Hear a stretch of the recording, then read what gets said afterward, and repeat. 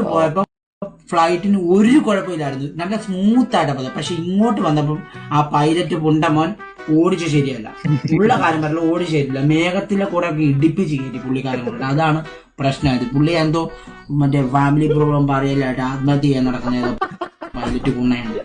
അവ